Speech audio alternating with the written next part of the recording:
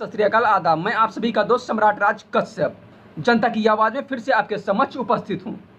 दोस्तों, आज भारत बंद है और आपसे मेरा सविनय निवेदन, आज्ञा, अनुरोध है कि आप किसानों के प्रति संवेदनशील और संवेदना अपनी प्रकट जरूर करें, क्योंकि यारो जिन सरकारों ने वादा किया था भारत का भविष्य बनाने के लिए, भारत का सौंदर्य सजाने के लिए और भारत का एक अच्छी परिकल्पना करने के लिए हमें आपसे वादा किया गया था, लेकिन आज हमें ऐसा प्रतीत होता दिखाई दे रहा है कि आज का भारत का भविष्य कुछ गलत हाथों में चला गया है। आज का भारत का सौंदर्य कुछ लोगों के गलत हाथों में चला गया है यारो। इसीलिए मेरा आपसे सबने निवेदन, आज्ञा, अनुरोध है कि आप किसानों के प्रति अपनी संवेदना अवश्य प्रकट करें, क्योंकि यारो आज भारत बंद है और इस भारत बंद में सिर्फ एक समुदाय वर्ग लिंग भेद के लोग नहीं हैं, इसमें हर समुदाय वर्ग लिंग भेद, यहां तक कि महिलाओं से लेकर बच्चे तक इसमें शामिल हैं।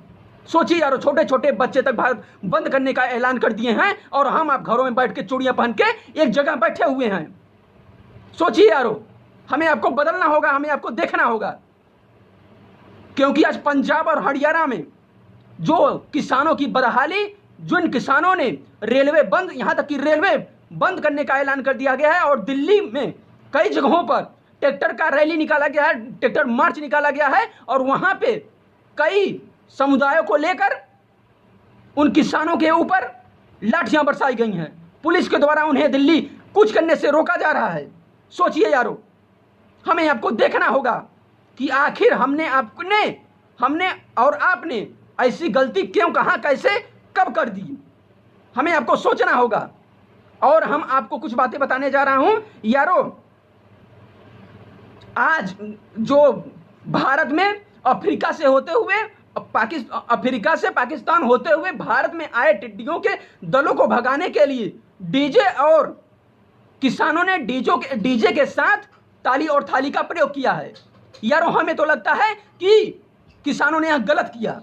हमें लगता है मीडिया का इन्हें सपोर्ट लेना चाहिए, क्योंकि यारो अगर मीडिया का सपोर्ट लेते तो मीडिया का टीवी लगा कर ही खेतों में रख देते और मीडिया के द्वारा इतनी कवरेज चिल्ला चिल्ला के किया जाता है, इतना चिल्ला चिल्ला के कवरेज किया जाता है कि शायद टिड्डियां शर्म के मारे मर जाती हूं उसी खेत में और किसान भाइयों को ताली और थाली बजाने के लिए जरूरत ही नहीं पड़ती और उन्हें डीजे बजवाने की कोई जरूरत ही नहीं पड़ती, कोई आवश्यकता ही नहीं होती।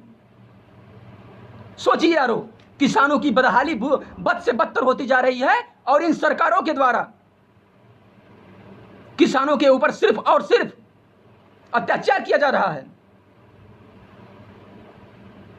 आखिर ऐसा क्यों यारो? हमें आपको सोचना होगा, हमें आपको बदलना होगा, हमें आपको देखना होगा कि आखिर किसानों के साथ कब तक अत्याचार होता रहेगा। सोचिए यारो, जिस मीडिया में 3 से 4 महीने से लेकर एक ही पॉइंट, एक ही व्यू और एक ही चीजों पर कवरेज हो रही है 3 से 4 महीने तक, उस मीडिया के लिए हम आप क्या बोल सकते हैं, हम आप क्या कह सकते हैं।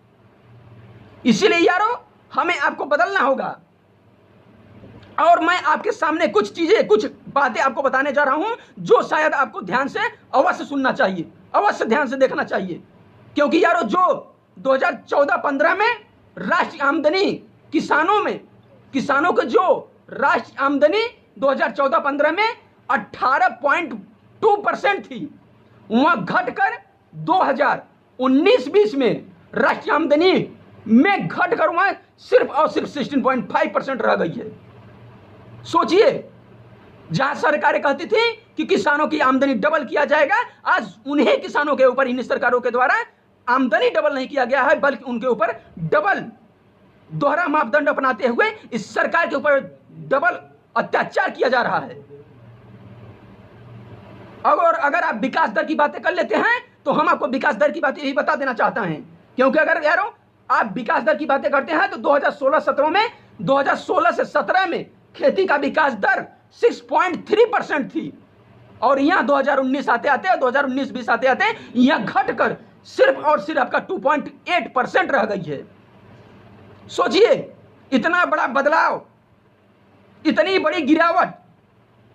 और यारो अगर आप देखना चाहते हैं तो पिछले कई वर्षों से आप देख लीजिए, जो किसानों की बदहाली पिछले वर्षों में रही है, आज भी बल्कि उससे बदतर आज किसानों की बदहाली हो चुकी है।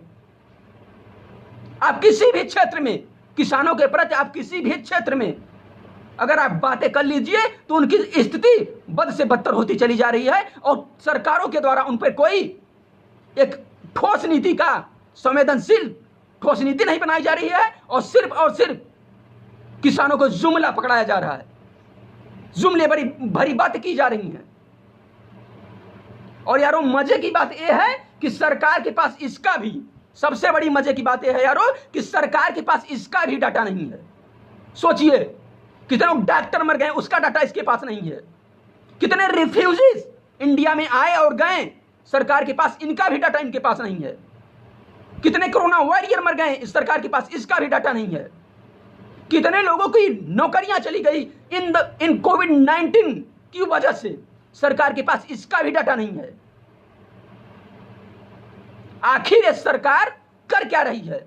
न रोजगार दे पा रही है और न ही डाटा दे पा रही है। तो आखिर सरकारें क्या कर रही हैं? हमें आपको सोचना होगा, हमें आपको देखना होगा, हमें आपको बताना होगा कि यारो आम जनमानस, हिंदुस्तान की आवाम, हिंदुस्तान की जनता बदल रही है। क्योंकि यारो अभी ने अशोक गुलाटी ने बताया है कि 2015-16 के बाद इसका भी डाटा कोई डाटा हमारे और आपके सामने नहीं प्रस्तुत किया गया है, नहीं रखा गया है 2016-17 के बाद। आखिर ऐसा क्यों? जो भी किसानों का दर है उनको एक एमएसपी की गारंटी भी नहीं दी जा रही है। अगर सरकारें, अब बीजेपी बता रही है कि हम किसानों को इसके प्रति उनको नई जानकारी देंगे, जिसके पास खुद की जानकारी नहीं है वो किसानों को क्या जानकारी देंगे? आम जनमानस को जानकारी देने की बात करते हैं, खुद की जानकारी किसी भी प्रकार के डाटा नहीं है और जानकारी देने की बातें करते हैं हमसे और आपसे। सोचिए यारो, जो सरकारें डाटा नहीं दे पा रही हैं वो हमें आपको जानकारी देने की बातें करते हैं। इसीलिए मेरा आपसे सबसे निवेदन, आज्ञा, अनुरोध है कि आप अपने दिमाग ठिकाने लगा लें और आप घरों से बाहर निकलना शुरू कर दीजिए। क्योंकि यारो ये मेरी आवाज नहीं है, 125 करोड़ देशवासियों की आवाज है, 125 करोड़ लोगों की आवाज है, आम जनमानस की आवाज है और ये हिंदुस्तान की आवाम की आवाज है। इसीलिए मेरा आपसे सबने निवेदन है कि आप इस पे अपना विचार अवश्य प्रकट करें। इन्हीं शब्दों के साथ हम अपने वाणी को विराम देते हैं। धन्यवाद।